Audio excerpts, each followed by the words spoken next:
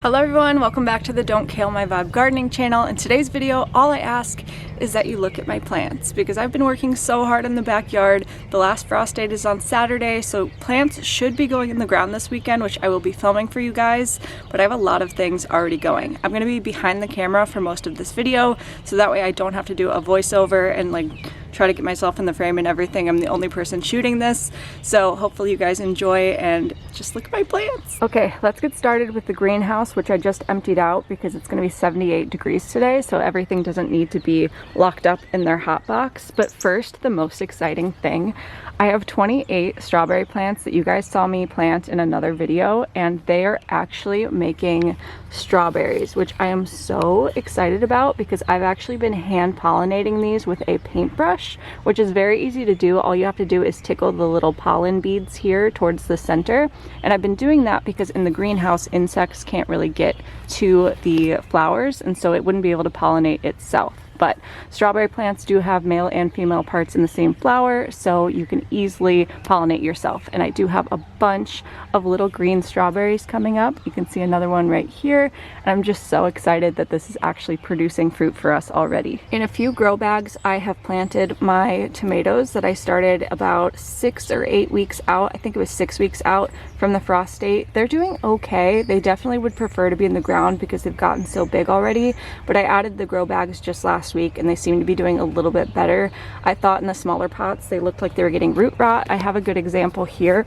I didn't have grow bags for this tomato plant here, and as you can see, the leaves are kind of sad here on the bottom and it's not looking too hot, but hopefully by this weekend it'll have a bigger place to live and it'll be much happier with me.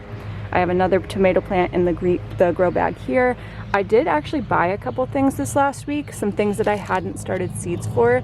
So here I have a Thai chili pepper, which is just a little plant I picked up from Walmart. And then I also wasn't growing poblanos, and now I have one of those. And in these containers here, I just have more strawberries because I had more strawberry plants than I thought I would have, but I'm super grateful because as you can see, they're also starting strawberries on these plants. Alright, in these 3 containers, I have 2 grow bags and 1 laundry basket from the Dollar Tree that I have planted sprouted potatoes in. You guys saw the sprouted potatoes I ordered from Burpee. They're German butterball. All I did was bury them in some soil. I've been keeping it kind of damp, but not too wet so they don't rot, and hopefully the leaves start coming up soon. The onions that you guys saw me put in this garden bed here are doing great. They have gotten taller, their stalks have gotten wider, and everything seems to be doing great. I was a little bit worried about the frost that kept coming and going, but they've all survived, and hopefully after this weekend we won't have to worry about frost anymore. Now this bed doesn't look like much. This is going to be my flower bouquet bed, and as you can see, I actually already have some zinnias in the ground that are blooming. So I planted a mixed variety, so I have a red one here, a pretty pink one here, and then this one is going to be a mixed yellow and pink. This is another zinnia. All the tall ones here are zinnias. These are straw flowers that are doing pretty well so far. These are carnations that are looking a little bit limp, but I'm still hopeful. I actually planted a few random radishes in here just to deter some pests. I threw some trap plants in here, which are the nasturtiums that hopefully other pests will like to eat over my flowers. I have an alyssum here and an alyssum there. And I have lots of more bare space for more zinnia that I have started, but they need to be hardened off before they can go outside. And then I just have a small little peach zinnia here. I don't have anything planted in this garden bed yet, but as you can see, I did start my pumpkins and squash, and they're outside hardening off, getting some sunlight before this weekend. So we have the big jack-o'-lantern pumpkin, the baby blue white pumpkins. This is an acorn, no, this is a butternut squash, and this is the acorn squash. They've been out here for about 30 minutes, and I'm gonna bring them inside in about 30 more. Over here, I planted some beans in this row because it's gonna go bean, bean, and then I believe peppers and peppers. Only one bean came up so far, and I'm not sure if it's a purple or green variety because I didn't label it, but so far it's doing well. It's probably, well, it's supposed to be putting nitrogen into the soil so that way when the other things go in, they will have a nutrient-rich place to grow. I did pick up some marigolds from Lowe's. I started some myself as well, but they were the large variety that gets 6 feet tall, so I just wanted some small ones as well. I also purchased a rosemary plant. Rosemary kind of takes a long time to grow from seeds, so I just grabbed one from Lowe's. I also planted some wasabi radishes around that. I'm really excited to try this variety because I hate radishes, but I love wasabi. So I'm hoping that this is going to be my winning radish. And you guys were with me when I planted the carrots in this back bed, as well as these peas. The peas have all come up and they're doing great. So these are going to latch onto this trellis here. I have an example of that here in a second.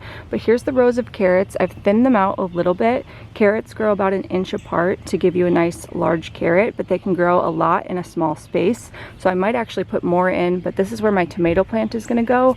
So tomatoes like to grow next to carrots, and then basil also helps deter pests and also grows well next to tomatoes and carrots. So that's why I did that. Then we have 2 more peas on either side of each bed. Another tomato plant, like I said, will go here. And here's the example of the peas using the trellis all by itself. I think that's so cute. It's just, I don't know, I'm weird, but I think that's adorable. So again, in this bed, we have the 2 peas, tomato plants going here, rows of carrots, a marigold I put in here, and then more very successful peas. This is my blueberry trough. So I have 2 blueberry plants that are doing very well. I planted another row of carrots in here just because I had the space. I threw in some extra onions because I had a ton of onions, as you guys know. I threw in a nasturtium to be a trap plant for pests, a couple more rows of onions, blueberries, and then another row of carrots over here. And then last but not least, we have the pumpkin squash corn patch / cucumber and everything else I've thrown in here patch. And I have been working on my mural, but I don't think I'm going to be able to finish it before the plants are in the ground. But I did a few other things in here I wanted to show you. First off, I planted one of those really tall marigolds that I grew, a couple of nasturtiums because those are just great all around. I threw in some carrots here. I'm not sure if they're going to germinate because it's been very dry, and I'm trying to keep them moist, but it's not been going that great since it's been so hot and sunny. We have a nice bumblebee here. Another one of those really tall marigolds here with another row of carrots. And this is what I've been working on this weekend. As you can see, I put some shade cloth behind the fence here, so that way it'll hopefully keep the weeds out of my cucumber patch, and also maybe even kill the weeds back there. I'm not really sure. It's hard to get rid of them because they're literally behind the fence. And this part's hard to see, but I did hang a green trellis over my regular fence at an angle, so these cucumbers here can hopefully climb that. In between the cucumbers, I'm going to be starting about weekly a couple radishes to deter cucumber beetles. So I have watermelon radishes started in these slots here. I did plant some dill right here because the mammoth dill is going to get really tall, deter pests, and also I can hopefully make cucumber pickles. Well, just pickles, because pickles are cucumbers, you get it. And that's everything we have over here. I'm working one space at a time, adding the topsoil from the garden center instead of just buying a crap ton of dirt and then dumping it all over this space. I'm just doing it one section at a time. The last thing I did is I applied shade cloth underneath my shed because my shed has a bunch of vines underneath it that keep coming out and kind of getting in the way of my plants. So I'm hoping this will kill or at least make the weeds go the other direction, so that way I don't have to worry about them in my corn, because the corn rows are going to be going here. And that is my April garden tour for you guys. I'm going to probably have an April 2.0 garden tour when all of the plants are in the ground, but for now this is what I have.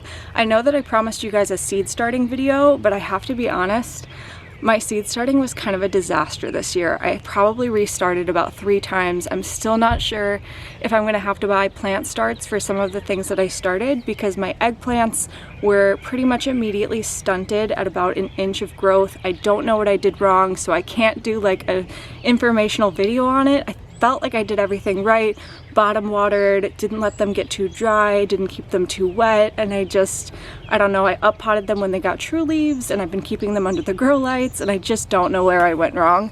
So that's something I unfortunately might have to just buy from the garden center, which there's no shame in that. I've had a lot of success so far, and I'm not going to focus on the things that haven't been going as well. So thank you guys so much for watching another video, and I will see you guys in the next one.